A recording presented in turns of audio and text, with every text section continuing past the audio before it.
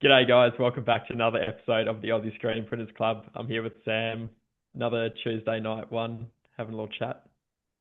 Yeah, I'm liking the Tuesday night. What do you think? I think it's pretty good, yeah. Sort of works. Lots of Have to kind of gobble your dinner down and then look come back across here. to this. But yeah, are you still at work? Are you at home or? Yeah, I'm at work still, yeah. Well, I ducked home for a bit and then came back, so. Wow, really loud motorcycle just went past. Um, so what's happening? What have you been up to? How's things going? Yeah, pretty good. We're just coming to the end of our all the production for the end of financial year stuff. Finally, everyone sort of put their orders in basically at the same time. So they're Yeah, all right. basically due at the same time, which was a bit fun to manage. But yeah, we're sort of getting on top of it now. So that's So good. what's that? Can I just ask on that? Because I know a lot of your customers are like businesses and tradies and those sorts of customers. Mm. Um, Were they just cramming to get an invoice from you, or did they actually want the stock for the end of last month? Do you know what I mean? Like some people Yeah, just seem to just give us the invoice, give us it, because they want to, they just offset want it it against their profit, which of course exactly. damages you in a way, or me, like we incur that sale, Yeah, right? Is exactly. Yeah, well, I'm that what always was like, happening? that's pretty much it. They're not so much worried about when they're going to get it, but we still try to. I still wanted to sort of keep it pretty quick, um, Mm. or if our sort of standard turnaround still if we could. But yeah, that's basically all they were doing is just, yeah, just wanted the invoice. And then I Yeah, was trying to order all the stock I could before, so it was on last financial year's thing rather than this year. So, yeah, yeah. um, but got a little bit caught out with like some big ones for like JBs that were on the like 30th of June, and I ordered them sort of like that evening. But I don't think the invoice I don't think they invoice you for the day that you order it. It's like the day that's shipped, rather, maybe. I don't know. I might have to check that. But yeah, so I don't know if that what side of the financial year that'll be, but it all sort of evens out, I guess, for the most part. Yeah, with those sorts of things, I think I mean, I don't do the ordering, so I don't actually know what JB's looks like, but presumably they'll send you a confirmation email saying you purchased all this at that amount. What I would do with that is flick it to the accountant and just get them to just put it straight in Oh and yeah. actually append the invoice to it later because they both got dates on. Mm. And assuming you're paying with a credit card, what matters is the date and the cost of the payment the day you lose the True. money leaves is a critical thing. So you should be Yeah. able to accrue that. Are you using accrual accounting or cash accounting? Cash for the most part, I think. Yeah. Okay. Okay. I'm not sure if you can accrue that back in, but check with the True. accountant. You use an external accountant? Yeah. Yeah. Yeah. And you just chuck everything at them and get them Yeah. to We have fix it. a bookkeeper that just does the day-to-day stuff, and then we just go see the accountant a couple of times a year or whatever to see what he reckons of things. And how quickly do you go and try and get to the bottom of how much you've done? Or do you monitor, like for us, the profit, like you, it really matters in terms of, right, we need to know what we need to spend or, what we're Mm. going to do with it. Do you monitor that throughout the year, quarterly, monthly, daily, or just find out at the end? See what's in the bank account. No, It's no. I keep track of. I don't like necessarily like really look into the reporting, but I'll track sort of how we're going throughout the month. I know how much we need to make per month to at least break even. So I always track that because that's super important. So mm, um, yeah, always keep an eye on that. But as far as like the year as a whole, um, I'm not usually too um, in a rush to do that all properly with the accountant. But I yeah. know sort of month to month what we should be doing or hopefully should be doing to keep going.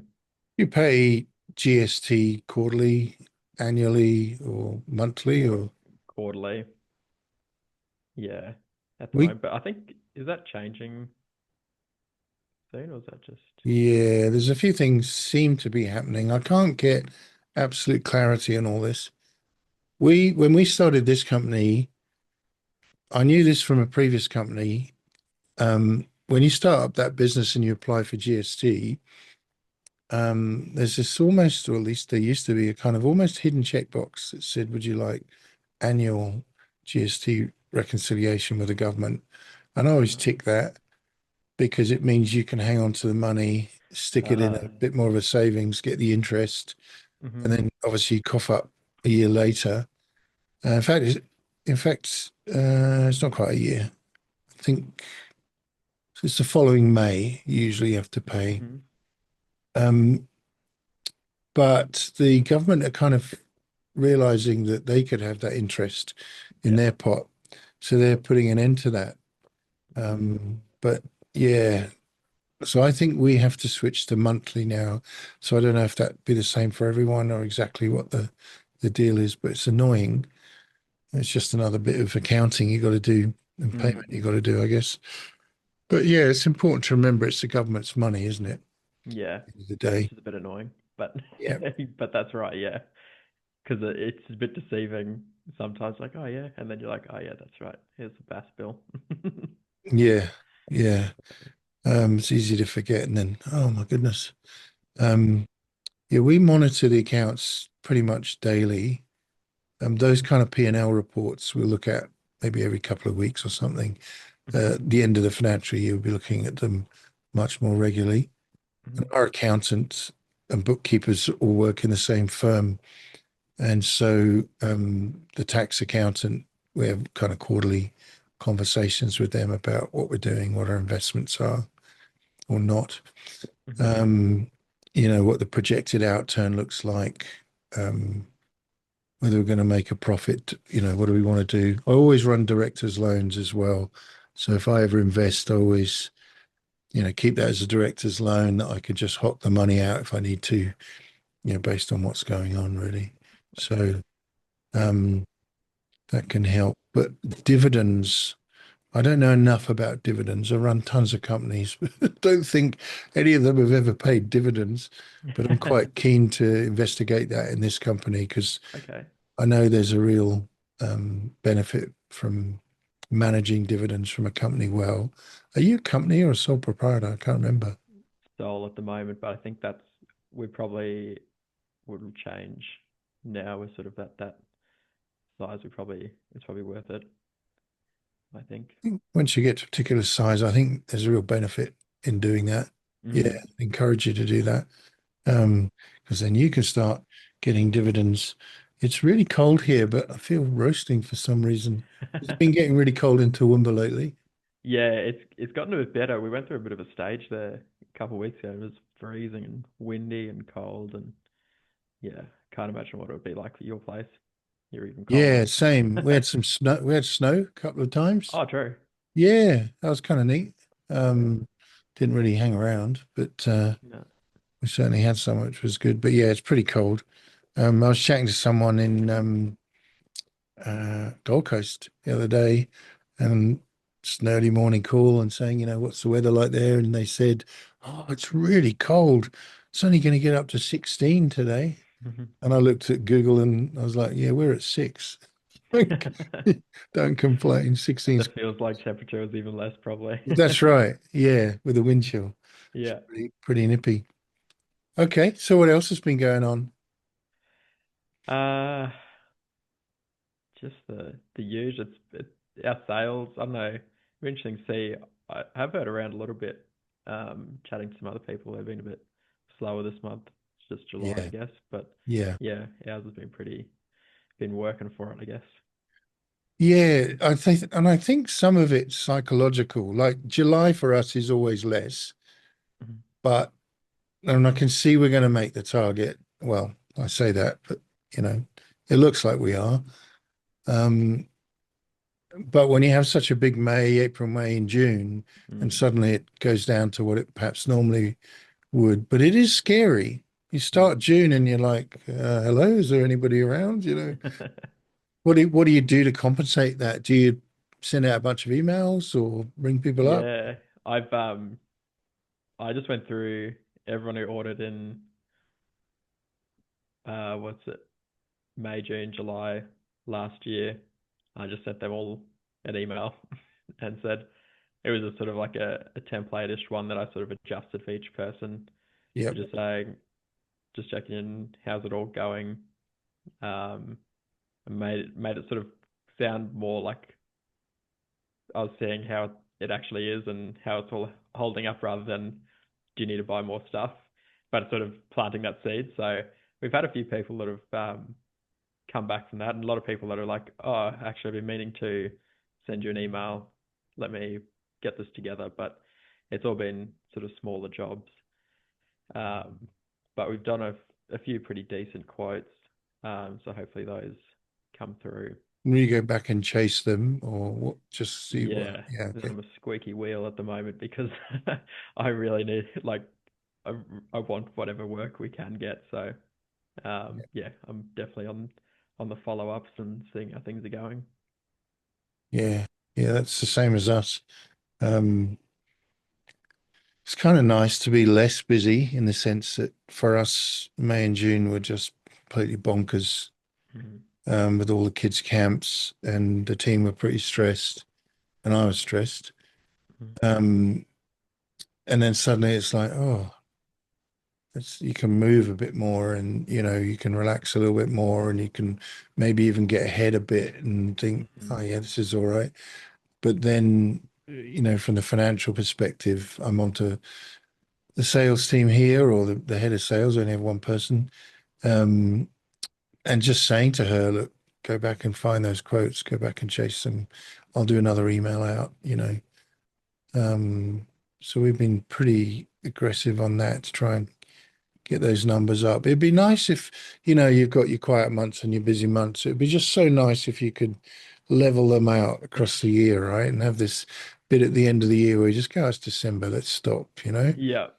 But it just isn't like that in reality, is it? It's so hard. It's good to know that it never comes because I've thought about that at our size. I'm like, oh, maybe if we were bigger, we'd have those less, but even you still get them, so Oh yeah, yeah, yeah. it's good to know.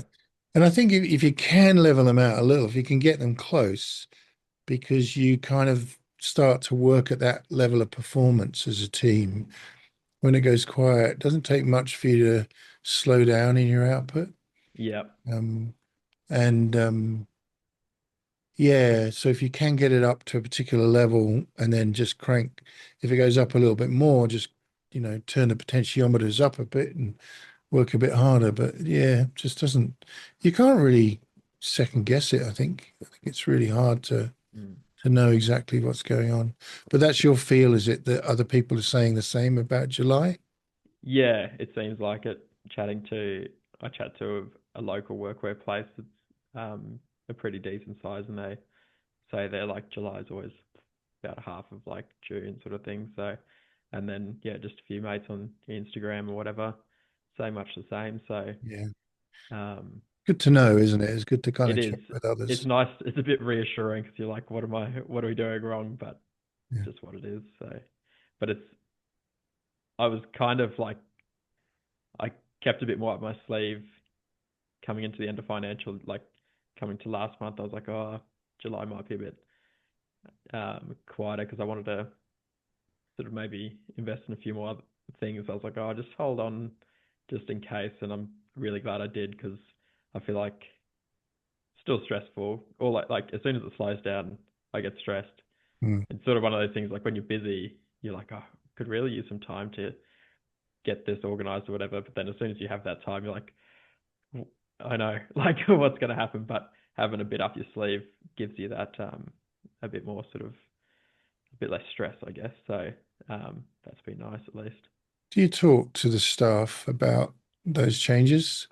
Or do you say to them, look, it's quite a month, we need to watch sales, we might need to reduce hours or anything like that? Yeah, I'm pretty honest with everyone, like how we're going with, because we have like a Monday morning, like morning tea. One of us will make something or grab something. We always talk every morning with everyone individually, but we just have a sort of a group one. And yeah, then I'll sort of share like, oh, we're looking okay for like sales, or we need to keep like we're trying to do this, and so everyone's sort of on the same page. But mm, me and Bella, who do more of the sales, we're sort of always chatting about what we need to do for sales wise. mm. But we don't necessarily cut hours, but luckily um, the girls are pretty flexible. When it's busier, they work more. When it's not as busy, they work less. So, That's helpful, isn't it? mm, It's, definitely. and obviously you don't want to lose people at all, but it is hard. We have I think I've said before, we have an agile methodology of meetings in the morning. So we just meet and um, sort of ask how everyone's going, any interesting stories or whatever. Mm, But I tell them, look, guys, it's a quieter month. I think we're going to make our target, but just be prepared. You might be reduced to 4 days or 3 days or whatever, and they're all pretty good. Like there's a mm, core team that we can't do that with. They're contracted at a particular hours, so we have to kind of keep them like that. But the casuals, we can obviously, you know, fluctuate things a little bit. yeah. Yeah. Is there anything you're doing differently at the when it sort of slows down like this? Are you doing more ads or anything like that to? Yeah, not ads. We keep the ads going. I think I did go back and tinker them a little bit or shut down one market, maybe churches or something, but breweries and all the others we kept as was. But the main thing we do is emails. Mhm. So I think I've said before, we've got quite a large email contact database, and it's segmented by state and also by category of business. Um, so we might say, well, let's mark it out or send emails out just to the breweries. Probably not a good one in July because they've spent their money in June, Hmm. or gyms or wherever it is. Or we might say, right, it's just hit every business that we've got in New South Wales or Victoria or wherever. Okay. Um, and that nearly always, well, it does always, it doesn't nearly always, but it always brings in new quotes. Hmm. We don't always get them, of course, but um, yeah, it's a funny thing. I have I think our database is something like 144,000 contacts. It's huge. Hmm. And you'd think, oh, well, just keep emailing out to those 144,000. How hard can it be? But I have a feeling that it's about timing, or like what day of the week, I mean, and what time of the day, Mm. and obviously the frequency. You don't want to be emailing everyone every day. They'll just, Yeah, definitely. unsubscribe. But it's pretty good. We use Brevo. Do you know Brevo or Brevo? I think I've Brevo. heard of it. Yeah. I mean, they're all very similar, those companies, but they'll tell you how many people open the email, how many Hmm. people clicked, and looking at those ratios allows you to change the content a little bit. But Okay. we just keep it really simple. We don't do huge kind of funky newsletters. We just say, look, we've got this deal going on. We want you to know about it. We don't want you to miss it. Click here or email us back. Okay. That's on a separate email domain. So that's not the ministry shirts email domain. It's, what is it? It's ministry t-shirts.com.au. And that comes into a separate server specifically because if you get any of that stuff wrong, Mm. Google will completely bounce all your emails. And you don't want that on your main domain, obviously, because it's kind of hard to run business. Yeah. So um, that's a fairly important part of what we do there. Yeah, so we just ramp it up. Like today, I think I did 38 or 39,000 emails. Just Right. emailed um, Martine, we'll call her, in sales here. She said, look, just letting you know I'm doing this now. I think it was New South Wales businesses Hmm. and maybe one other sector. And, just saw the quotes come in, Yeah. Awesome. within the next few hours, really. You sometimes get them straight away, Hmm. two or three coming straight away. And our goal is, right, get on it, get them out 20 minutes, half an hour at the very most to have that back over and get all the mock-ups out to them. But then you'll get some will sort of stream in over the next few days. Okay. But yeah, it's hard to know exactly what works and what doesn't work, but Mm. that's what we do. Hmm. Um, Occasionally, I might email some of our regular customers, our bigger customers, to say, how you going? Just want to make you aware. Got this deal, be good for you. Um, what do you reckon the average turnaround time is from getting a lead to making a sale for you? Hmm. Depends if they have all the info for us or the artwork. We try and because we've noticed if we can just be the fastest, that's the biggest thing for getting the quote, and that's the same as me if I'm getting something from someone. Whoever's got like gets back to me first is probably the one I'm going to go with for the most part. Mm, Um, but even like if the artwork's a bit ordinary, we'll depending on the customer or whatever, we might charge them for a redraw. A lot of the time, we just do it and then so we have it and send it back, or just use some placeholders. But I'd say probably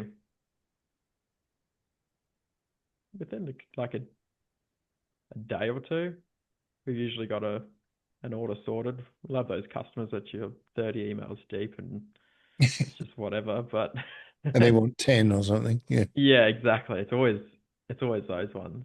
But we can usually get things knocked over pretty quickly, especially um, before we used to like quote and then we'd mock up separately.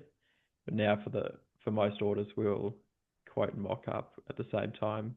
And I find that might help a little bit as well because it sort of saves a few questions um, from them. It's a little bit more work for us, but most people are like, oh, that's what it's going to look like. Proof the quote, pay it. We can get the ball rolling. So Mm, mm. And you get a lot of late payers or not? You don't do anything until people pay, right? yeah, Yeah. unless depends on the customer, but yeah, Yeah. for the most part, we don't give them the option. And do So they pay late, some people, or?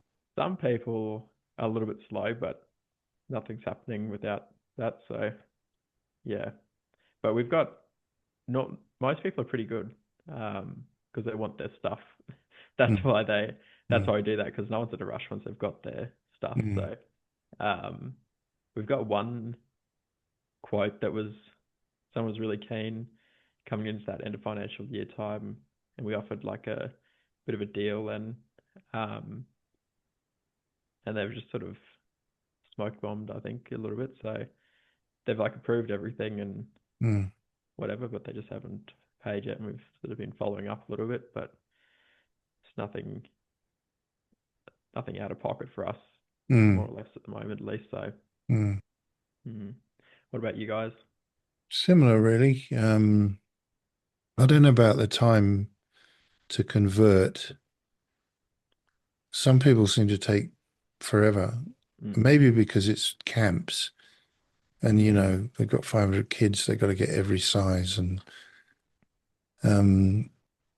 to be blunt, I think that's one of the worst parts of people's purchasing in our industry is that they've got to work out exactly what they want. Whereas a clothing brand, you know, Mm. I'll have 20 of that and 20 of that and 20 of that. Um, so that could slow things down quite a bit. We do get those fast ones. Mm. Um, and yeah, that's cool when that happens. But yeah, you do a ton of quotes and then I don't know, a week, 2 weeks, 3 weeks, couple of months. Mm. Sometimes people will come back and you've totally forgotten everything, right? Yeah, that's it. The Oh, artwork can that we talk costs. about that thing you Yeah, talked that's about right. on the phone? Yeah, remember we were talking about it in red. I'm like, who the dickens is this? Like Yeah. it's so difficult. And every customer, rightly in a sense, believes they're the only customer, right? Hmm. And I think you've got to make them feel that. But it's so difficult to quickly find who they are and look at their artwork. Really try to Um, jog your memory. Yeah. Whereas, if it's yesterday, you might be able to remember or not. Um, Yep. so yeah, we do have people who don't pay, and that really gets my goat. I have a personal peeve about it. And Yeah. I shouldn't have, except that you've done quite a bit of work to Mm. get the sale in. The ones that really get my goat is they don't pay and then they kind of ghost you. You write and say, hey, look, you haven't paid this bill, just letting you know. And on our communication, it says, you've placed an order. If you cancel the order, there's an administrative charge, um, which is like $40 or something. Hmm. We've never, ever, ever used it Okay. because people get really annoyed. But the number one thing that happens is they come back. They've had an invoice, they've had a repeat invoice, they maybe had another one and another one and a statement. Mm. And then you start getting on to them and saying, come on, guys, what's the go here? And they go, well, we never ordered. I don't know what this is. And you send them the email that says, yeah, we want to go ahead. Here are our sizes. Send us the invoice. And then they're kind of like either, oh, look, yeah, sorry. You know, and it's like I always write, look, don't fret about it. We just need to know whether you want it or not. Mm. We're happy to cancel. But sometimes they just go silent. And I write to those people and I say, look, just to let you know, you'll be blacklisted. And usually that gets them to respond. Okay. And then we say, look, no sweat, you know, Just you, let me do know you what want you it or want me don't to do. you? Yeah. But yeah, sometimes you just don't hear again and Hmm. you just have to void it or write it off or whatever in your accounts. But it frustrates me that, like, if you go to the trouble of engaging a company, maybe back and forward with several emails and communications and redraws and, you know, maybe a bunch of quotes, and then that happens, I feel a bit annoyed by that. And I do Yep. blacklist those kind of people. Okay. But you never hear from them anyway, No. you know, so it happens. Um, but you had some new strategies this year. You got your Deco network system, Mhm. where people can basically do the whole purchase online, can't they? Yep. How's that going? Are you pushing that? Are you finding lots of good response from that? I feel like we've we've actually had a few people send us like screenshots, like they'll use the designer tool, screenshot it, send it us for a quote.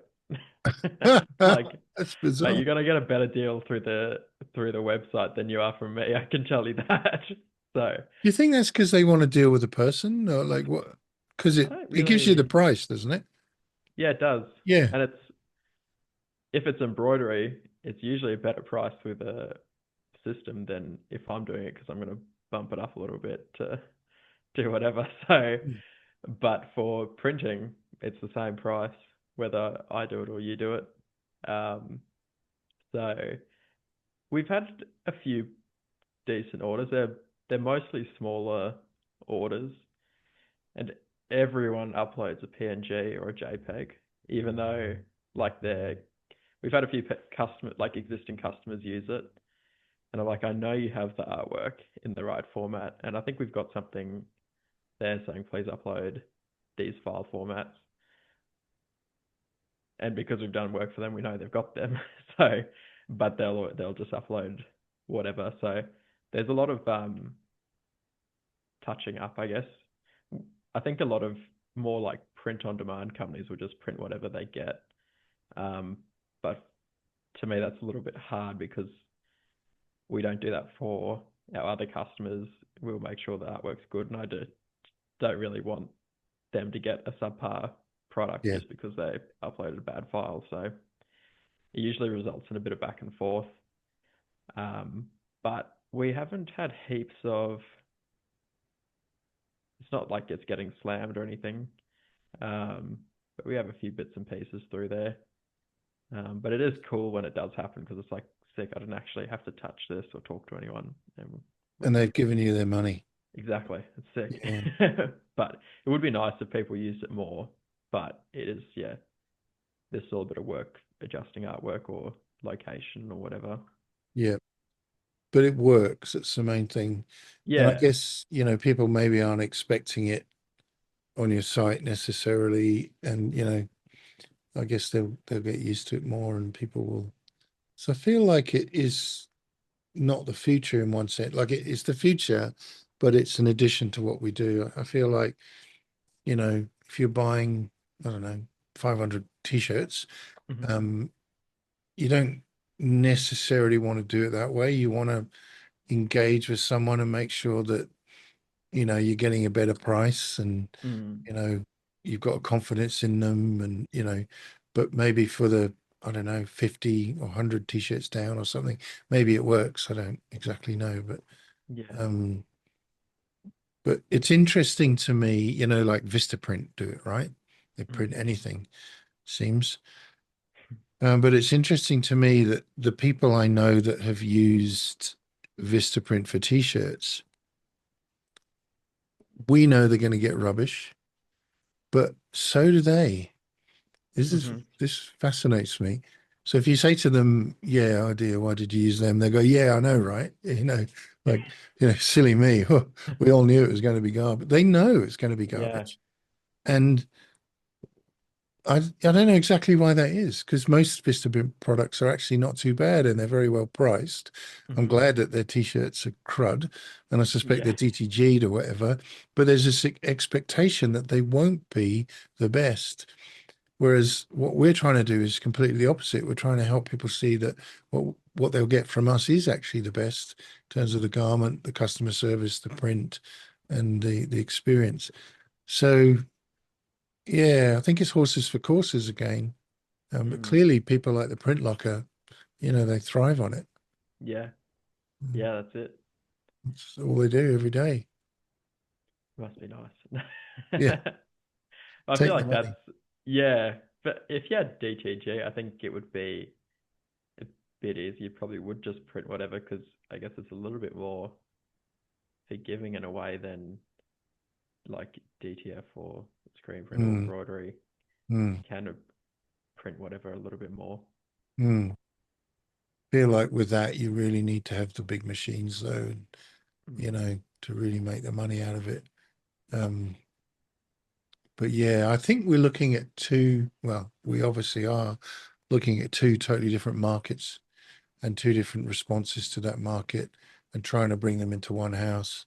Mm. You've got your customer that wants something really good and has a good quantity and comes to companies like us, or you've got a customer that wants something real cheap for a stag do or something, or a Yeah. bucks night, as you call it here, and don't really care that it's, a cheap, cruddy t-shirt is going to be worn once and it's going to get Mm. vomit and beer down it or something. Um, and I feel like they make that decision. Do you know what I mean? They go, Yeah. all right, okay, there's screen printer X down the road and they're kind of cool, but actually we want something really cheap and I want to order it today and I'll do everything now, pay the money and just wait for them to arrive. Whereas we're in a different market.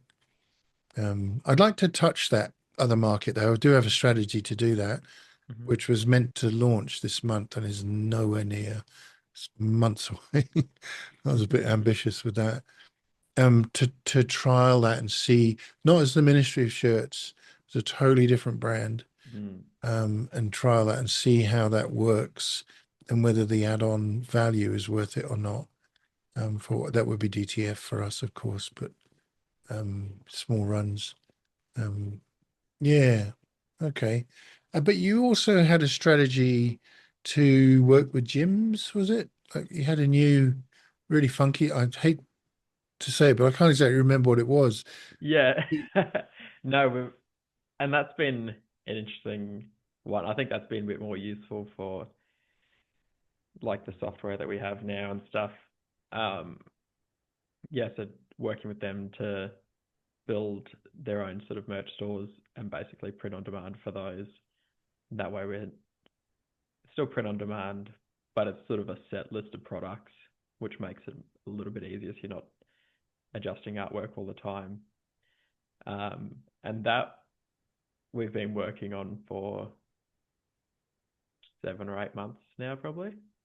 and it's been interesting. I thought it would take off a lot faster, um, but in a way, I'm glad it didn't because we found we've adjusted the way that sort of whole um, program works, I guess, a lot with the number of products we allow them to have, how it works, but also like our production sort of flow on the back end, Mm, because it's a little bit more using DTF for print on demand is a bit more disjointed because you have to try and match up the garment with the artwork and make sure that's right rather than DTG print on demand. It's the artwork doesn't matter mm, because it's in the system. You just barcode and you got mm, the right one. So mm, um, that's been interesting. I was sort of coming to the end of well the last sort of month or two. I was like, I don't know if it's really worth it. We've got a few gyms and stuff on it, and they've been. We did a really good fundraiser. Was the first one we did. That did really well. Um, and then a few of the gyms, it's a bit hard because you're putting it in their hands. Like it's sort of up to them. The more they push it, the more money they make. But there's a lot of people that aren't very good at sort of pushing that. It's kind mm. of like clothing brands, like they sort of lose interest a little bit. Um, but then the last one that just closed on Friday actually did really well. Um, a new gym in Toowoomba, and that sort of reignited it a little bit for me. I was like, oh, maybe it could actually work. The sort of way it works for us is we do a 2 week pre-order with them to start with, and then we do that big batch together and ship it out. And then there's like an evergreen range that stays on there. But it's for us, we mostly make our money on that first pre-order because we're charging the print on demand rate, but we still can batch produce it. So we're Got you. making the money there. It sort of just ticks over during the evergreen range, and then we swap it out every sort of 3 months or so, or coming into those new seasons, try and do another pre-order and try and make our money there again. So Got you. it's So it been does work. It's just you need more volume or more of them. it's all just like yeah, it's pure numbers because it's on demand, it's pretty thin margins because there's just more work in it, I Yeah. guess. So I guess yeah, for us we've talked about it like we just need numbers. We just need heaps of people on this program so that there's enough volume that we can just economy of scale basically. Are you doing the fulfillment in that as well? Yeah, right. Okay. Yep. So that's interesting because I still get people come to us for fulfillment and we don't do it. You know, we can't do We're that. not we're not holding blanks yet. Um, we'll just order. It just goes in with Yeah, the yeah, daily AS color one. Yeah, yeah. but the shipping and stuff, they've all most they've all been pretty local actually. So we've even got the option to pick up from here if they want, even though for a gym, and that's been very popular. I think that is an interesting um, observation, as people would rather not pay the shipping and pick up here. I'd probably just rather pay the $10 or whatever, and it just comes to my house Yeah, instead of driving yeah. across town. But um, that's an interesting um, thing we found out is that pickup option is what a lot of people in town do. And I guess there's nothing to stop you running that nationally, you know, like going to gyms anywhere really in Mm. Australia. Would that be Yeah, that's something you'd want to try and do? the idea. We sort of just about got it sort of down pat that we can build a website and get their product set up in like I don't even know how long it takes now. It's super quick. We've got some good templates, um, but we charge a setup fee now, and that's just we charge 290 plus GST, I think it is.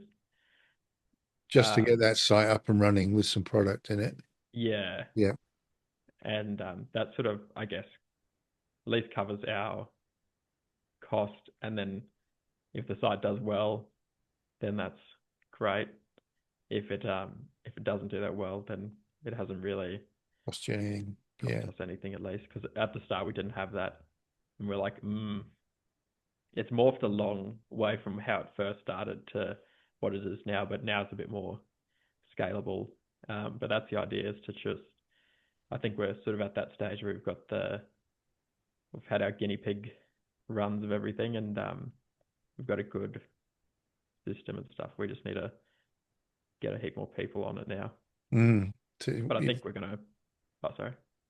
I was just going to say you've really tested it out and it's ready to kind of ramp up and go for it. Yeah, we were lucky to have one particularly difficult Pilates studio on at the start, and that as much as it's been an absolute pain in the ass, it's really opened our eyes up to some sort of gaps in here and some things we need to make sure we have guidelines, because before you could just have as many products as you like, and we ended up with like 20 something different t-shirts on there, and it's just like, and they're wanting to change stuff out all the time. So he said, now you can have 6 products, you can change it every 3 months. If you want a new product on there, we'll charge you like $20. And it's amazing that $20, how unconfident they are that they're going to sell that many. If you're going to charge them to put a product up there, they're like, oh, we'll just leave it. It's like, Yeah, yeah, yeah. I'm not going to spend the time putting it up there if it's not going to sell. I mean, if it's on you now, then they think about it twice. So, Yeah, gotcha. Yeah, mm, because they'll take a lend of you a bit. Oh, we'll try this exactly. design, try that design. Northprint will put it up. Oh, $20. Oh, well, hang on a sec. Let's just Exactly. think about whether it sells. Yeah, I think that's really good. Mm, I'm excited to hear about that. And that, to me, that's good business. If you can really turn the handle on that fulfillment model and keep mm. everything else going, I think that's a real cherry on the cake. Um, is it white label or do you put paraphernalia in from Northprint when you post it out to them? We put just below the like footer, there's a little powered by Northprint. Um, that's the only really spot you see it. Um, the rest of like the email communication and stuff comes from technically them, but it's sort of a generic sender. Um, yeah, but that's basically the only spot where the Northprint logo is. Yeah, But I'm sure it's snuck on there a few different areas. yeah. Um, I guess if you're able to get, some of your own branding there, it's free marketing in a way as well, isn't it? They're Yeah, paying that's for it. that for you. Yeah. We tried it a couple of times, not the way you're doing it. The way you're doing it sounds smart. Um, and we had a thing called the Aussie Merch Shop, um, which, had its own branding, nothing to do with Ministry of Shirts. And we got a few customers. So we ran it through Shopify and built it in a way that, you had your shop. It was kind of like a department store, I guess. If Okay. you want to go and buy from us, go to aussiemerchshop.com.au/name of my brand, right? Oh yeah. But it's all run through the one gateway, and that kind of worked well. But for me personally, I was running it, and it just took too much of my time away from the other things Mm. that needed me. But it was a bit of a hassle coping with people, Mm. and we did that really big one for Virgin, where I think we did a site just for them, Virgin Cruises. Um, that was tons and tons of garments. I forget, hoodies, polos, and tees, I think. And man, that was a nightmare. That was like dealing with customer issues. I Uh, bought an XL. No, you clicked on 2XL. Well, that's no good to me. I only, it's too big for me. I want an XL. How do you deal with that? mm-hmm. Do you push that back to the customer, or do you have to resolve that? Or in that one, they did several waves of it. no pun intended. Um, and you know, there would be like a 2 month deadline, and someone would order right at the beginning and wait 2 months and then email and go, "Oh, what's going on? It's been two Yeah, months." And yep, that's right. And now we're going to print it, and it's another 10 business days or whatever it is, you know. And yeah. I hated all that side of it. So I think if you get it going and you get it going big, then it really works. And you Mm, can develop a team that manages it, and you know that's what they specialize in your business. And um, but yeah, it's um, it's good to know that's working. It's good to know you're doing it mm. because yeah. Do you? Is it you that invests in all of that in terms of your time and energy and thought process, or do you share that with the team? Because it's like a new business unit in a way, isn't it? It's a new idea, new project. Do you build it Yeah. all up yourself, or do you kind of have a chat with your team, or you know, how do you do that? I did I do most of it sort of to start with myself and sort of it's a bit I think the nice thing about our sort of size is that I know a lot about each area of the business, which is super helpful. Mm, Um, but that's one of the main reasons we hired Bella um, to sort of look after that because I knew just from the start I was like, this is going to be a lot of time, a yeah, lot of back and forth for the customers and stuff. So um, yeah, so it's technically Bella's thing now. I don't actually. We've sort of got some good systems in place that I don't I don't touch it. So wow, that's she great. yeah she hits people up and originally our graphic designer was building the sites, but Bella has sort of a bit of background in that, so now she just does it all herself, and she'll be able to whack one together in like probably under an hour or so. The Wow, whole website with the that's amazing. products and stuff if we've got all the info. So That's pretty cool. um, yeah, so she did sort of liaises with the customers. The fun part is stock. If there's like a pre-order and it looks like there's plenty of stock at the start, and then it closes and we're a bit short on something, so that's a bit fun. I think is Mm, mm. the unique thing about doing it like that. But yeah, I think that I wouldn't be able to do it now if it was just me because yeah, like for you, um, there's a lot more hand holding or a lot of back and forth in the start. So definitely lucky to have her to do that. That's good. I sometimes have done things in companies where I have another idea and I get so kind of excited and invested in my wonderful idea, which is usually completely stupid. And I invest sometimes a lot of money in things like that.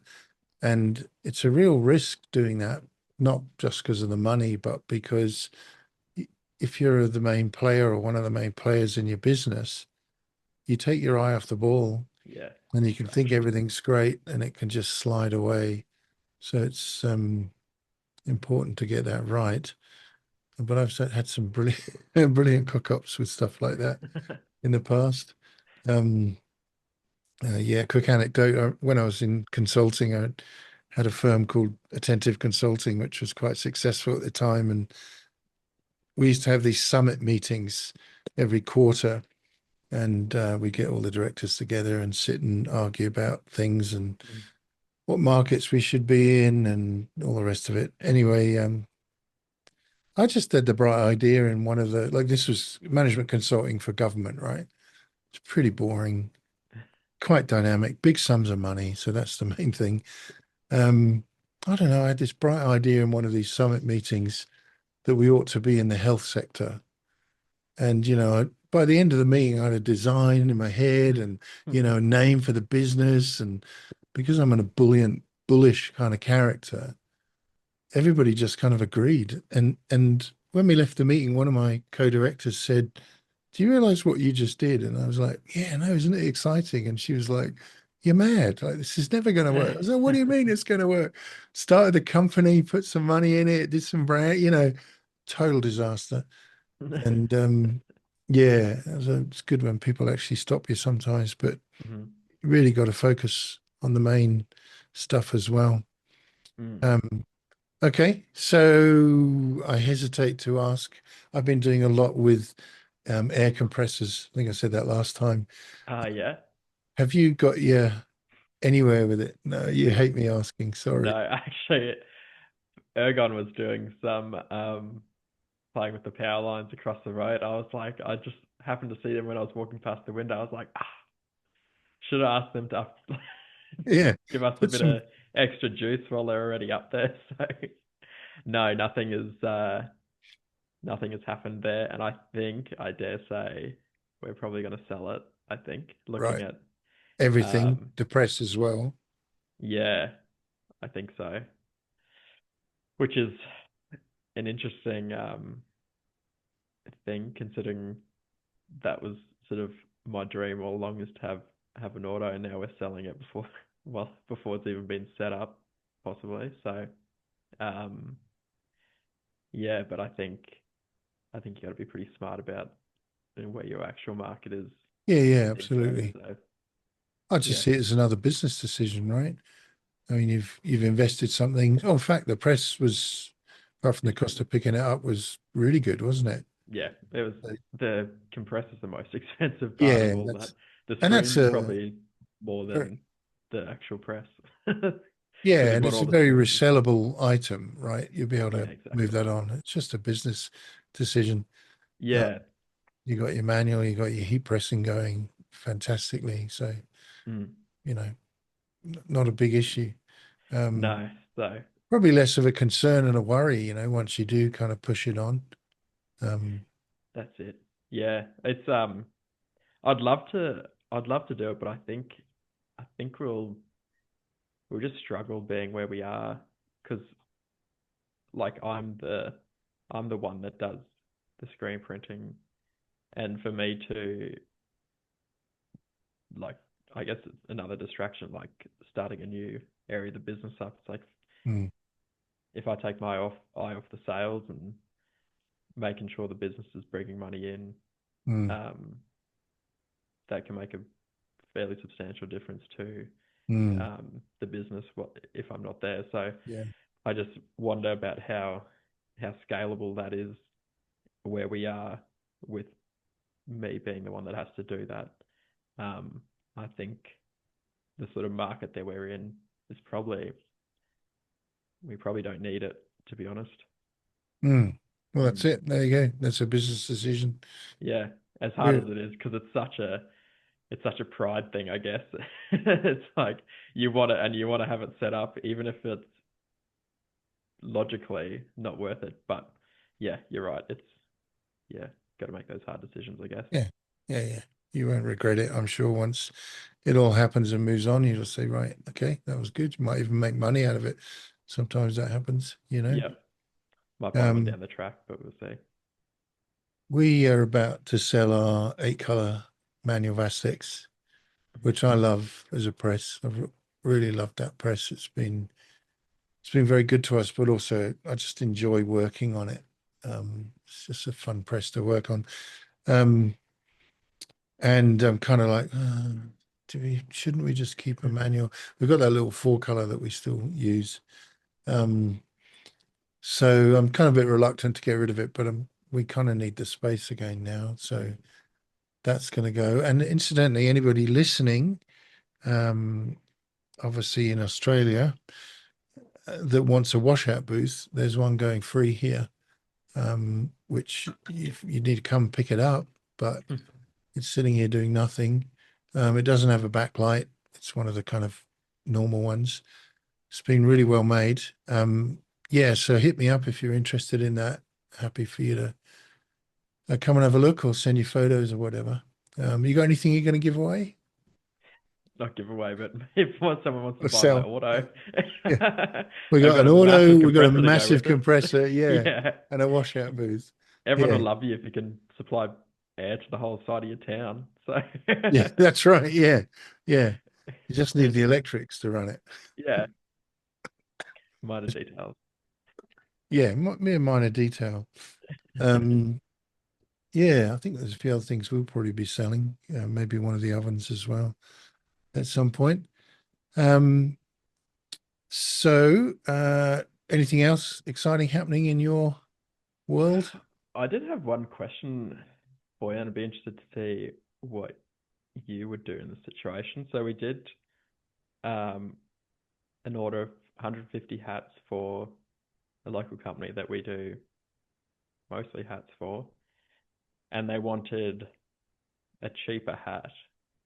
I gave them some good options. They wanted a specific color, and the color's khaki, and there's not as many khaki caps as you would expect there to be honest, or within a good budget. So we gave them a Grace collection hat that we use a bit, but the fabric of the hats make a surprising difference to the result of the embroidery. Yeah. Um, but they were big on price for these ones this round, and they're selling the products they sell. They're not cheap products. So if they're like making like ute trays and bull bars and stuff, Right. they'll be selling that for I don't know thousands of dollars. If they can, you'd think they'd spend at least like $25 on a hat or something. Mm. Mm. But they're real big on price this time, so gave them a sort of more budget cap with embroidery on it, and we ran these hats, and I was like, like it's probably what most other embroidery places would put out. We, I like to think we put out a better product than most. But I was like, I don't love it, but it's because of that hat. It's that fabric. We sort of know that that's what it does a little bit. Cheap hat, and it's about what everyone else would put out. And then they hit us up. Oh, we tried some different things. We adjusted stitch density and spacing and whatever, and got a little bit better, but not much. Did the order, shipped it out, and got an email back saying we're not happy with the hats. We're a bit disappointed. I was like, Mm. what? I've already have started to fix it, but what would you do if someone wanted a budget product, but then was surprised that they got budget results? Yeah. Yeah. First question though, to give me more background, are they a regular customer of yours? Are they? Relative, they order a couple of times a year, I guess. So if it's let's take two scenarios for us. If it was a new customer, we wouldn't do it. We just would say, no, we're not going to print on that or whatever it is. We want, good quality, and we You know wouldn't, this works. before you sold the job, you're telling me wouldn't do it Yeah, on it. wouldn't Yeah. entertain it. And it's penny pinching, like a hat. Just, sure, if they're making a ton of money, that's great, but they're not making a whole lot more from you by getting you to supply a cheaper hat. Hmm. All right. It's just you are the one that ends up paying for it. You Yeah. become the customer in a funny sort of way, and it never works. So we occasionally get things like that, not on hats.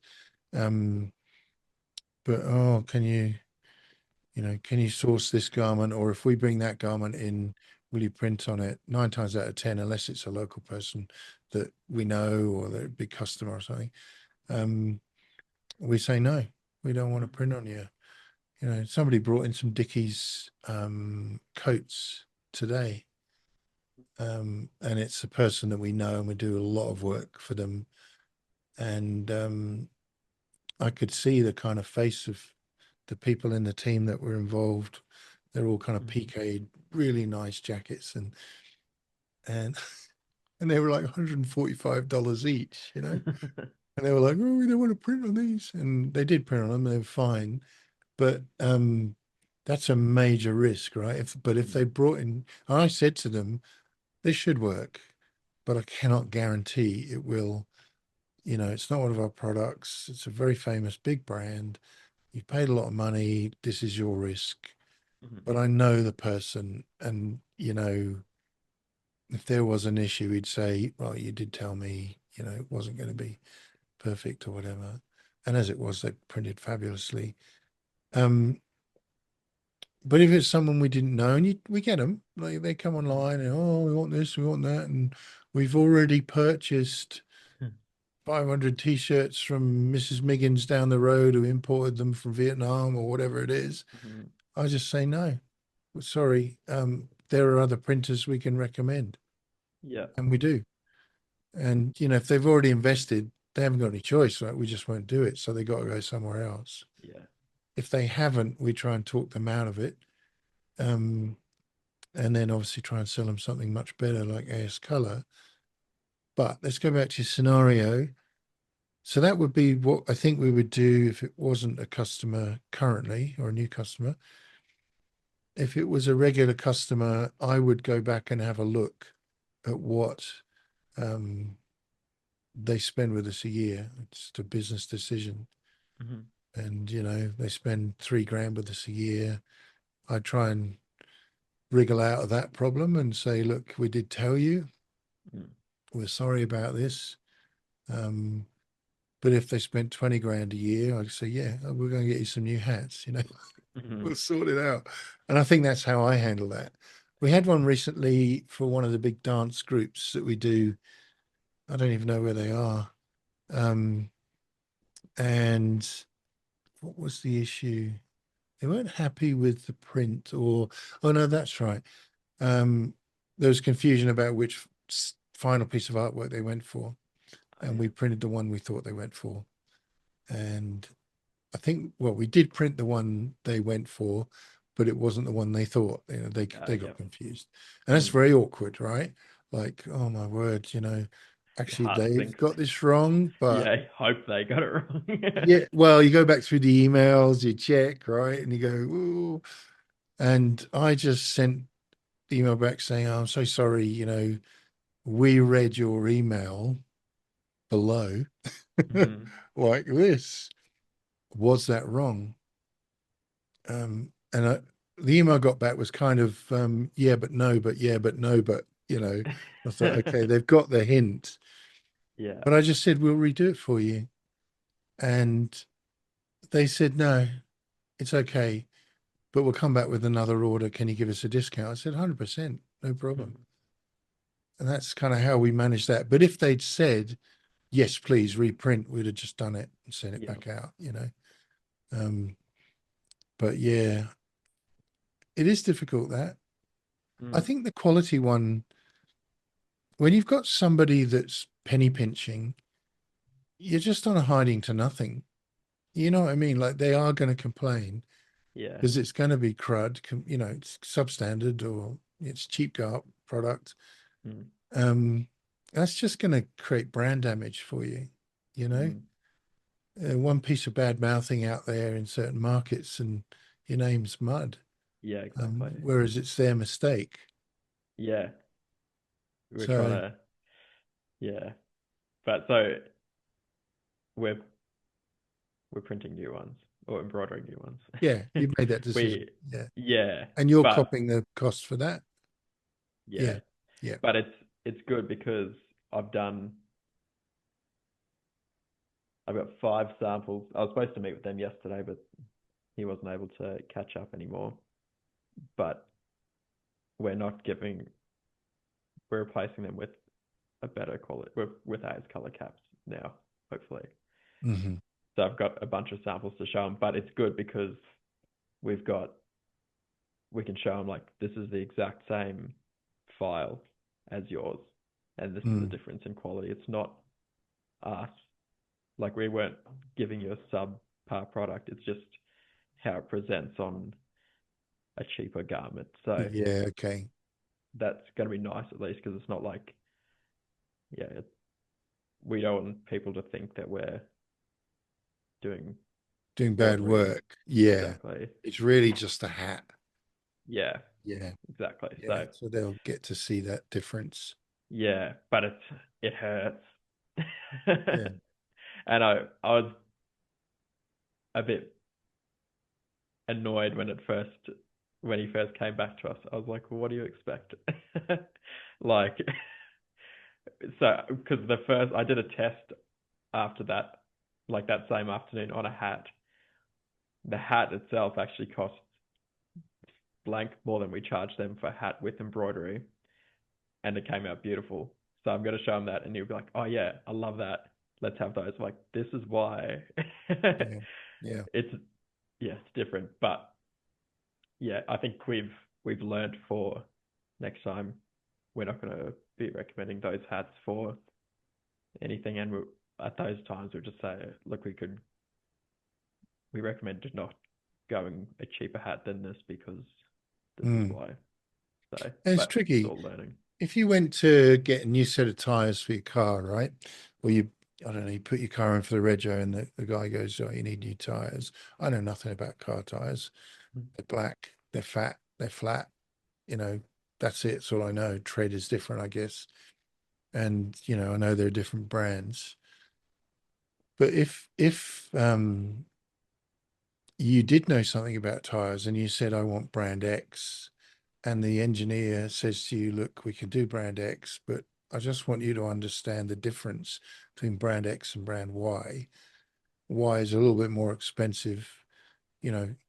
For me, assuming the guy's not, a wide boy, Mm-hmm. car salesman with white socks or something, I actually listen to that and go, right, okay, I actually don't know, but let's have a look, Mm-hmm. tell me why it's better.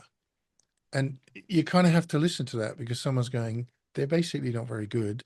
These will Mm-hmm. last you longer or better grip or whatever it is. Yeah. I really respect that kind of thing, as Mm-hmm. long as it's not someone trying to get you to upgrade your next purchase of a car or something like that. Yeah, That that's puts my head in, right? But I think that we should be like that. We should be prepared to say to people, no, look, you really need quality. You're a mm. clothing brand or, you know, whatever it is, you're selling merch of some kind. Yeah. It's got to represent your brand now, and we really think you should go for something better.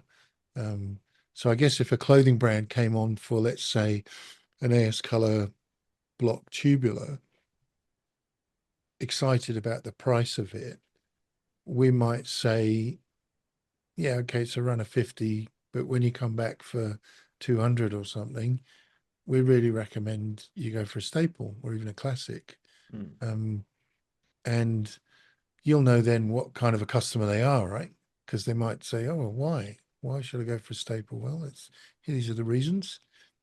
Yeah, okay. I think I'll stick with the tubular. Fine, whatever. But anything less than that, we're not printing it, right? Mm-hmm. Um, we almost we don't refuse, but we basically don't print on anything other than um, Winning Spirit, JB's Wear, Okay. and AS Color. And obviously, AS Color is a number one. We don't seem to sell any Gildan now. People Mm-hmm. don't ask for it. Occasionally, we might have a really old quote with an old mock up from several years ago, and they'll say, I want what we got last time. And we'll give them the price and we'll show them and we'll say, look, we think this is the right product for you. Um, so I feel like we have a responsibility in a way to direct Mm. customers a bit on that. But yeah, I think you made the right decision.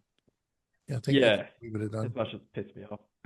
Yeah, But I think yeah, we're better off um having them as a longer term customer and just eating it. Just do it on the weekend so I don't have to pay someone to do it. yeah, yeah. And it happens, right? Yeah, It's for all exactly. of us. But and yeah, like we're a bit wiser now because of it. We know, yeah, all those mistakes. I feel like you got to do it all once a little bit. You learn a lot, Yeah, so yeah. but it gets easier. At least you guys didn't put, 500 hoodies, stencil hoodies through the oven at the wrong temperature. Have you They done all, that before? yeah, we did that. I did that with a Ouch. customer, urgent Nightmare. customer, needed them for some event in Alice. And, no qualms, just said, going to replace every single one. Jeez. And we Yeah, no, did. I'd rather replace hats. Yeah, that was costly. Um, we had a cock up today. I hope they're not listening. Didn't check all that the DTF transfers were around the same way. Oh, put them in the feeder, started loading oh, hoodies, relax hoodies, I think it was. No, it was supply hoodies. Three of them came round with the transfer, done upside down. Like, you're like, it's just seriously, like, come on. But, obviously the customer didn't get that, but yeah, straight away, reorder them, get them back on, yeah, stuff happens. It's just the way it is yeah. in every industry. Um, Speaking of the rock, um, wow, uh, Still loving it. we're still loving it, but we're starting to learn and find out all these kind of idiosyncrasies of it now, particularly around left chest prints. Oh, yeah. And we're still dialing it in a lot. Still a long way to go before we get it dead on. So yeah, it just eats jobs, but you've got to be very careful that you got the settings just right. If you, Oh, actually, yeah. How does it do left chest? yeah, it does left chests. The whole rock feeder unit slides from left to Hmm. right, so you can, take a smaller transfer, move it to one side, and have it placed there or Okay. wherever it needs to be. And it Uh, still peels it. yeah, it still peels, but the pressure on the heat heads, we call them that, heat press heads, needs to be bang on because um, you haven't got the same pressure on the edge of something as you have in the middle when the mass is pushing down from the middle. So learning those tolerances is kind of Mm. key. And occasionally, if you've got a print with very thin lines and you haven't got all that worked out, the peeler will just pull the whole thing off. Oh, yeah. It's done in a second, right? And half the transfer's there and half of it's in the bin. So you have to, and that's very frustrating. Um, so yeah, it's we're still dialing it in, but we love it. We use it every day solidly, and we do tons with it. But yeah, you do have to be careful. But interestingly, well, so two pieces of news. One is our DTF printer, I'm told, arrived in the country. Um, can you just give me one sec? I just had one Yeah. of those texts from one of our banks saying there's unusual activity, and I'll just check it's not. Unusual. Yeah. Oh no, it's legitimate. That's okay. Reply one yes or two no. It's just something we're buying from Amazon. Um, in fact, it was contact. What do you call it? The vinyl application Oh, yeah. paper or tape we buy on rolls. It's so expensive. Mm. Man alive, I think that's 20 rolls and that was $800. Right. Yeah, 100 meter rolls, but still expensive. What was I prattling on about? Oh yeah. Um, our DTF printer came to the country yesterday and sorry, they've now come back. Terrifying, Banks, isn't it? Thanks for your confirmation. We'll remove the temporary block on your card. Thank you. Yeah, so apparently it came into the country yesterday. It's this DTF station through Tajima, and should be with them on Thursday. And it's coming to us next week, we're told. Awesome. Yeah, apparently I need 3 days of training. Oh, shit. Yeah, I don't know where I'm going to get that kind of time, but somehow we'll make it work. And the cutter came in on the same ship, and they're hoping to have the first one to view on the 18th of August. We've got one of those reserved, Hmm. so we can take that, all of that's going to be a game changer for us. But all that to say, we've been speaking quite a lot with Supacolour in the last weeks, Hmm. um, in particular with Mike Modgill, who's one of the founders. And Okay, I yeah. think he was also involved in the development, at one level at least, of the ROQ Impress. Right. And obviously we got ROQ Impress, and it seems like a lot of people know about it, so they've been contacting us.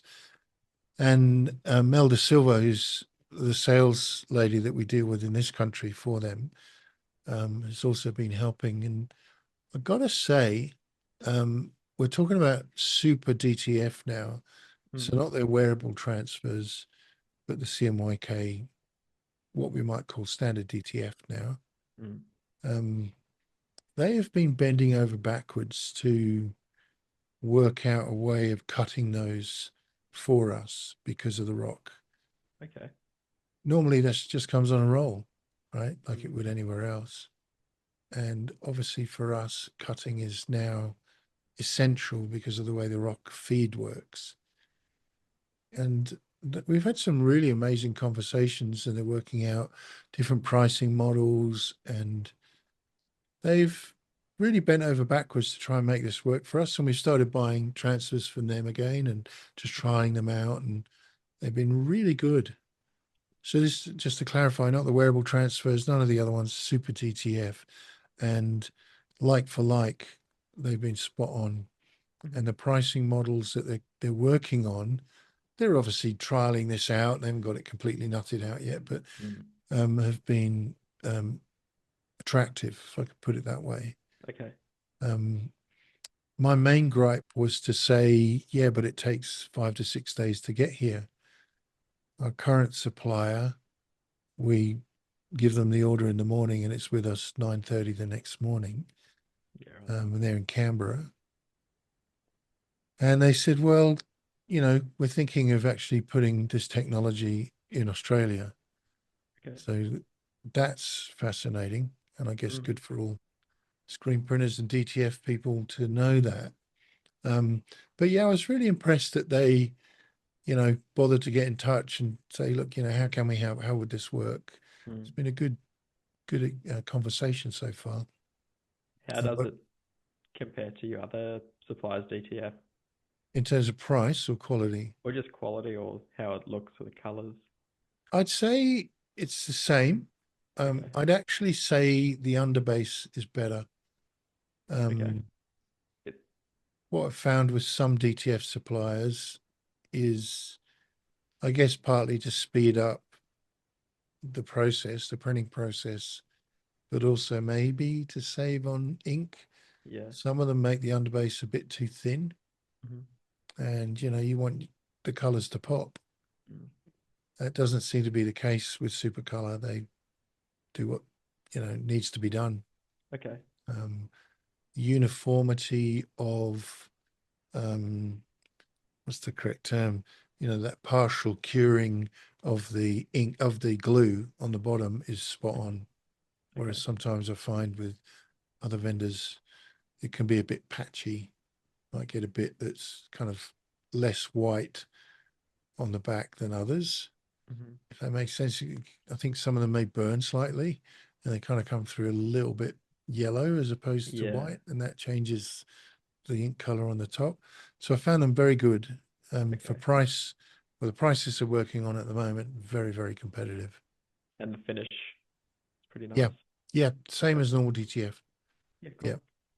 And on the ROQ, we've got that last heat press station that has the paper under it, and that makes it feel just like a screen print, to be honest. Hmm. And every screen printer in the country cusses me, I'm sure, when I say something like that, but it's good. I'll tell you something else. Um, the other day, we did have a misprint using DTF on the ROQ. And I'm not exactly sure what happened, whether the transfer buckled over or something, but it was a misprint. And that's fine. That happens. But I said to, oh, well, one of the guys said, oh, what I do is I put it under the heat press for, so long at this temperature and they just peel off. So I was like, oh, okay, let's do that. No, that didn't peel off. Yeah. I said, for fun, why don't we go over and hit it with a spotter gun, Uh-huh. see if we can lift it? It wouldn't even break it. Mhm. Couldn't even break the transfer. I was like, this is amazing. Because it is only water-based ink. You're aware of Mm. that, right? I know Yeah. that the glue's going to do something on the back, but you'd think you'd be able to power your way through with a spotter gun but it didn't damage it at all. Yeah, right. We're amazed. Um, so yeah, that's been our latest kind of experiences with that. So I'm excited to get this printer. Um, I feel like the disruption of having something new and big like the ROQ, and I'm sure the DDF printer will be the same. The disruption that caused us in the team, and getting stressed because that didn't work, and you left the air on, mate. What is that's hard, and I feel like that'll happen again now. But I think we'll get things bedded down in a couple of months.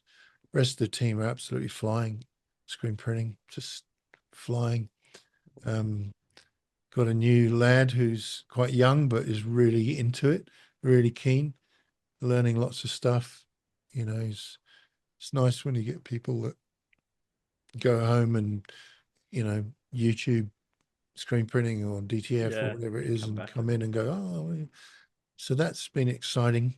Um, yeah, I think that's kind of all that's happened to us. We closed out with a profit, unfortunately, it. um, but you just have to wear that.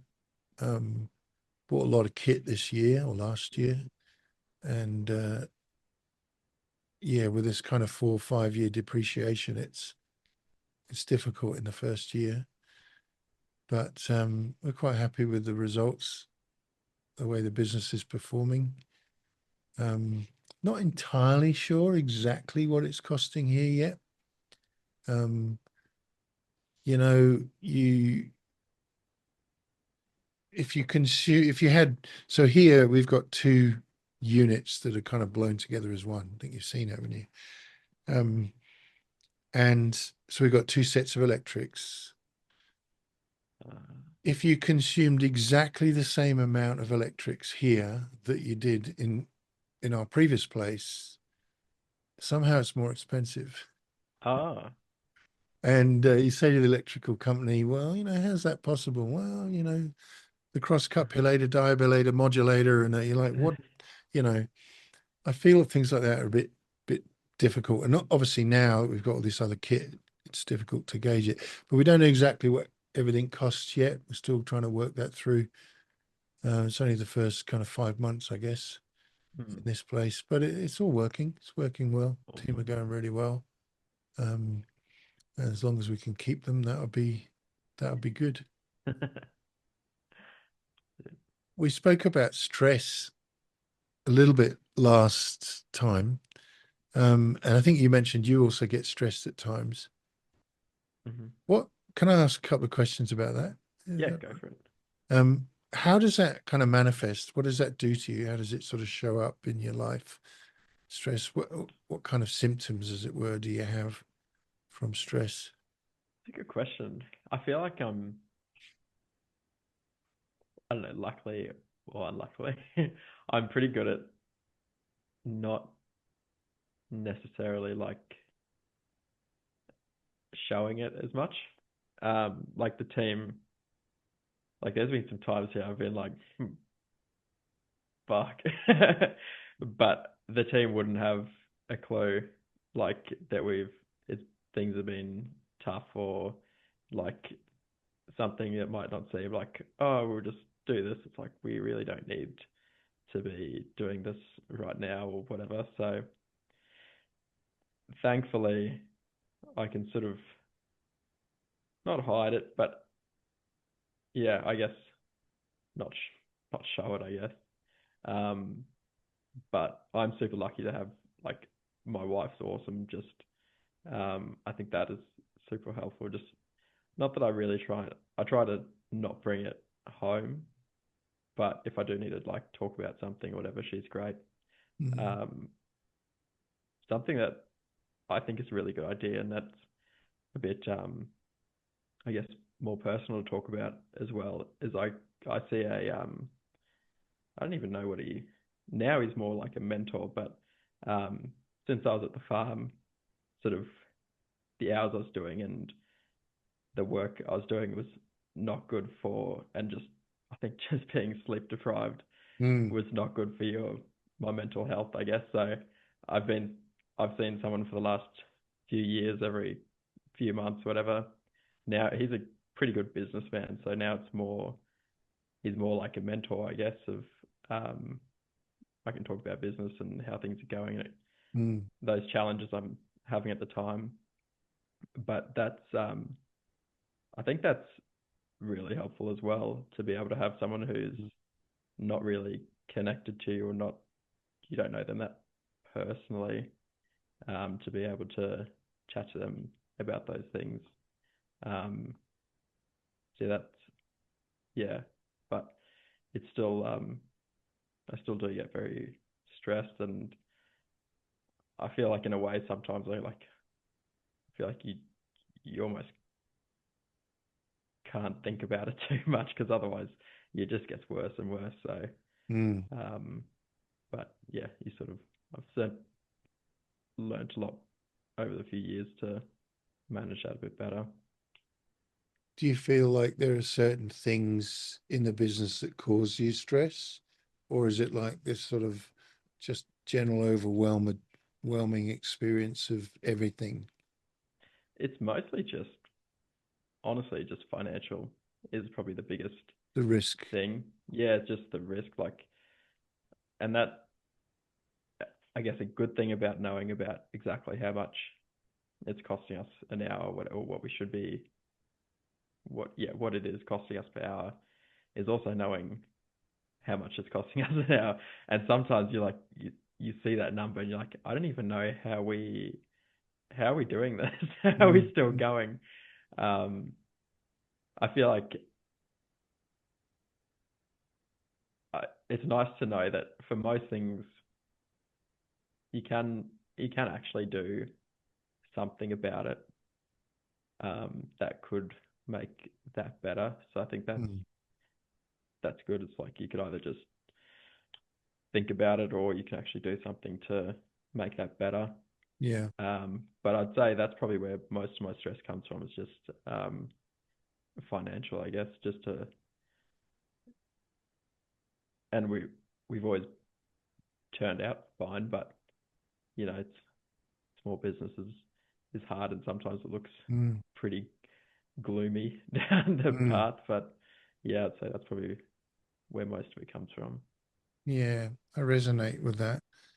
Um, Carrying the financial burden and the fiscal, legal requirements of a business, making sure Mm, you don't get sued, um, making sure nobody hurts themselves at work, which are really, really quite, you know, strict about how mm, things happen here, is hard and it wears heavily on us, and I feel like there's a aggregated experience of that over time. You're carrying it all the time. mm, Sometimes you're thinking about it more than other times, but it sort of builds up and starts to weigh heavy. I used to, and this is spectacular arrogance on my part, but when people used to say things like, "Oh, I'm burned out," um, friends or whatever, I'd be like, "Yeah, whatever, mate. Come on, suck it up. Life's uh, hard."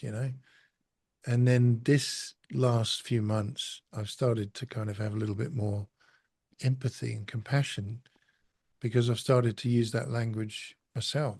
Like I'm feeling burned out. I have no more energy. I'm mentally quite confused, not sleeping. That's a very important one that you mentioned. mm, And I suffer from manic depression. I suffer from bipolar. I've had it since I was 19. And mm, so I hesitate to say quite heavily medicated, but I do take quite a bit of medication every day. I have done for years. And I manage it by going to bed at 9. I do a lot of reading. And but my problem with it is that, I could wake up at 2 a.m. and be kind of awake for days, even though I might go to sleep, if you see what I mean. I just wake up mm, quickly. And it's just business, business, business running through my head. Oh, I'll do this, do that. I haven't thought of that. Didn't fix that. Oh, I need to go and talk to them about that. Just, and I usually listen to an audiobook when that gets really bad. Um, but it sort of builds up, doesn't it?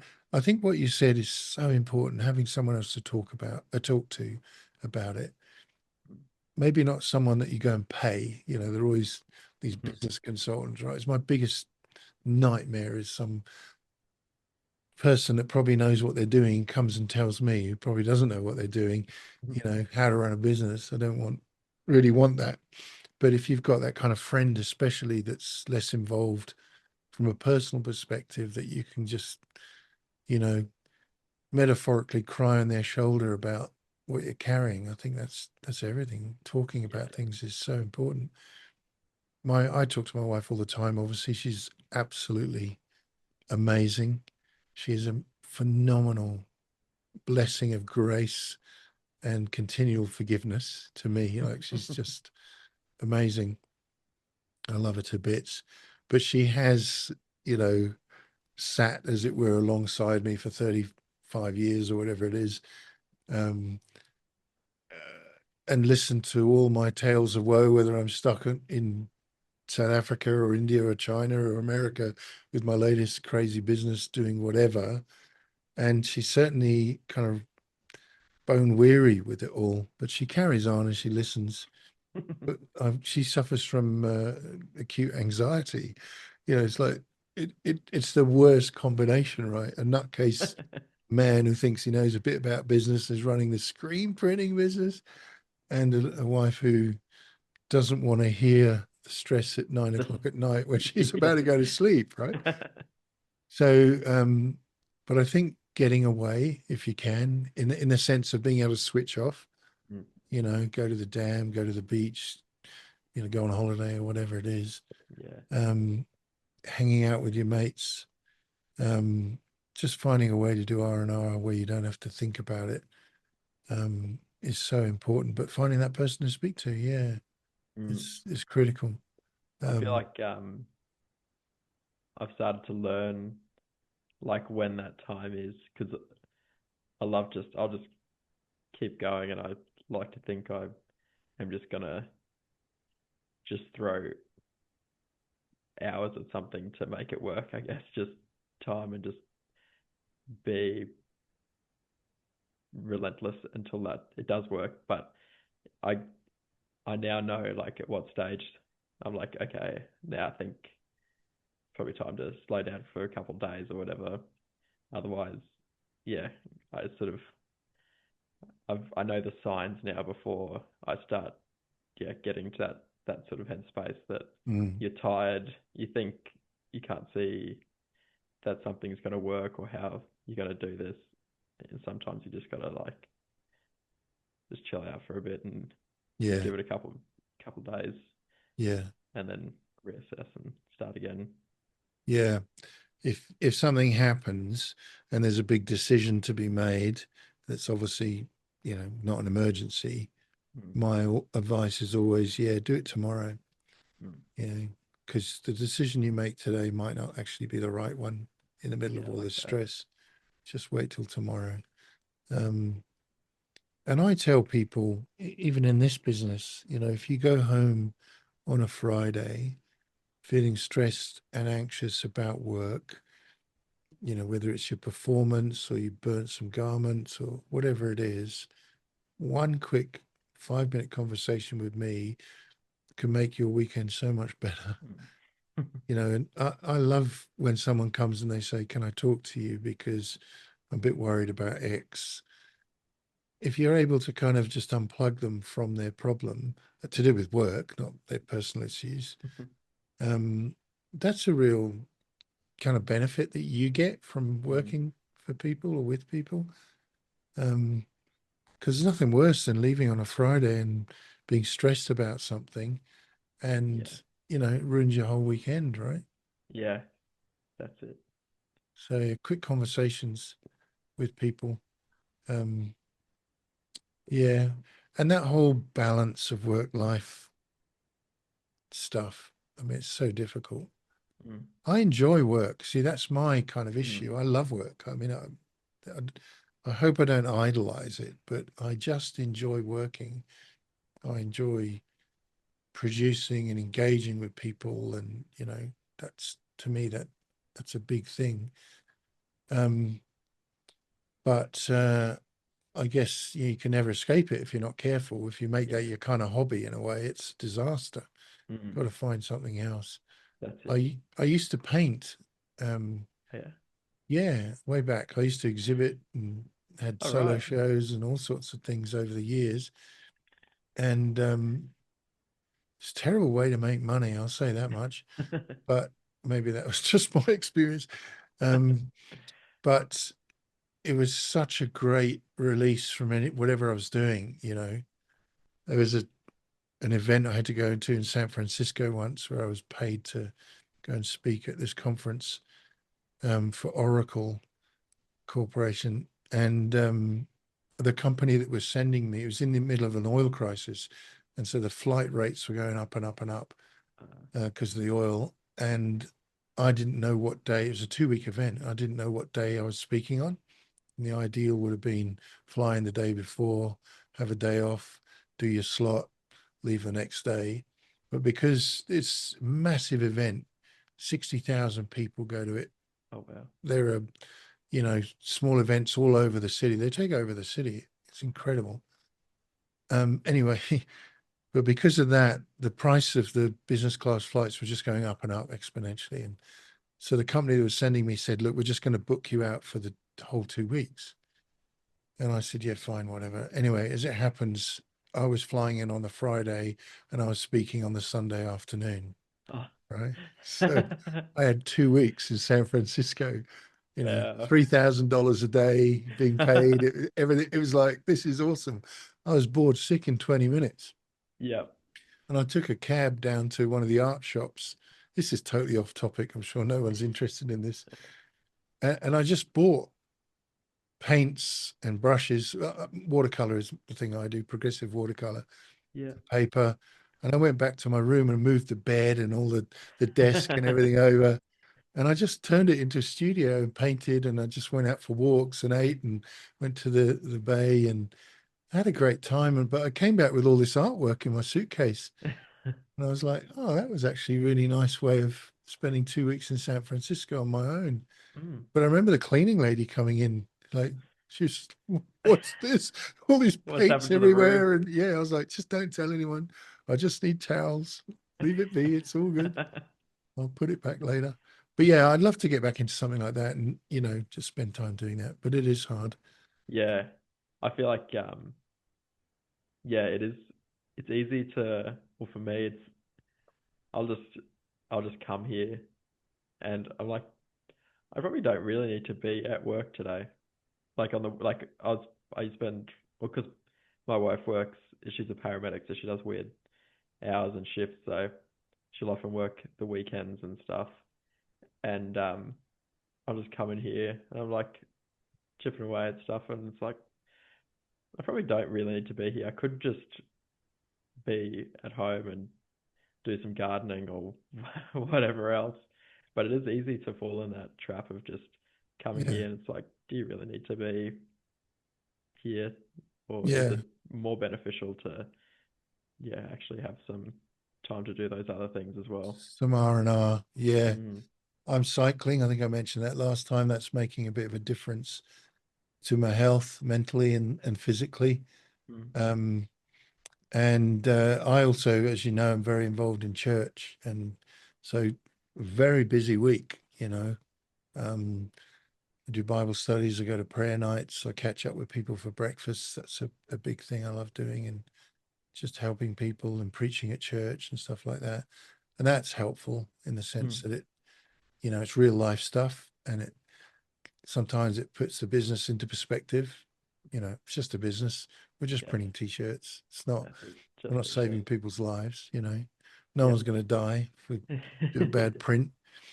Um, yeah, so I feel like having an active and full life's good, but and we get away, we do family getaways. So, I've got a lot of kids and grandkids, and we go away to a place called Sawtell at the coast. And yeah, just rent out a few cabins and just, every now and again we just do that. And that's always really nice. Mm, Um, but yeah, it's nice in a way not traveling these days. yeah. Well, we've really become quite moribund. I hope that's not bored everyone listening to this. Um, all right. Well, I had one other question for you, if I can find it. Uh, oh yeah. Trade shows, networking events, chambers of commerce. Mhm. You do any of that for sales? I've actually just started doing it a bit more. Um, we did our first like trade show type thing, I guess, in start of June. That was interesting. I don't think it was it. Maybe a more intimate one might be a better thing Is rather that like just like a really big show? What? this. Yeah, it was. We went to Farm Fest, which is I think it's the biggest ag show in Australia. It's 3 days and it's massive. Yeah, right. Um, so I went to that, but we're in a bit of an ordinary spot, so we didn't get as much traffic. But I don't know if it's. I think we would have got more value if we spent 3 days traveling around chatting to our existing customers and spending that money on cartons of beers for them or something, Yeah, yeah, yeah. and just chatting. But um, went to. I hadn't been to a Chamber of Commerce thing since I first left the farm to do this full time in 2023, mid 2023. So I went to the first. There's like a young chamber in Toowoomba, so I went Yeah, to one wow, of that's those cool. a couple of weeks ago, which was nice. And then yeah, going to start. We just last week signed up to be a member of the Toowoomba Chamber of Commerce, so we're going to start going to more networking events around Hmm. here. So Yeah, right. um, that's going to be a bit different, bit interesting. So yeah. Be keen to learn how that goes, you know. Hmm. Um, Armadale's a wee bit too small. It has its Chamber of Commerce and all of those things, but it's sort of, Armadale's the kind of place you don't really want to go into Bunnings because you bump into five people that you know what I mean? Yeah. But Tamworth's big enough. Yeah. Um, so I wouldn't mind doing some of that stuff there. Yeah. Um, they have AgQuip here, the Oh kind yeah. of equivalent of the one you mentioned. They all boast about it being the biggest, whatever it is, in the Southern Hemisphere, but I'm sure every state does that. Yeah. But everyone says, "Oh, it's colossal," and and I've thought about going there a couple. In fact, we thought about doing live screen printing there once, Yeah. but just haven't really got around to it. But yeah, good to go along to more of those types of things. Even Yeah. to just give out business cards, you know. Yeah. It the young chamber one was interesting because in Toowoomba it's a little bit the same. Like there's the people who've been in business here for ever and they all know each other. They see each other every month at the Catchup for the Chamber of Commerce. It's a little bit hard. I mean that last time I went to the normal chamber one, it was just me. And I just started doing this screen printing thing full time. Yeah, well, Um, and that was a bit hard. I was like, oh, so I haven't gone for ages. But now it's a little bit more like a few more people have heard about us.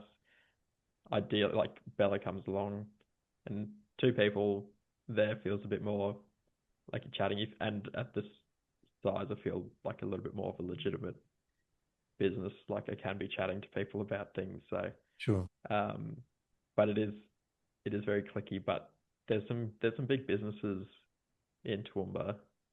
So I think that networking, I sort of went away from it for a while, but I think it could be very valuable. And the Young Chamber event we went to 2 weeks ago, or whatever, that was really good. It's a totally different vibe, I guess, to the larger one.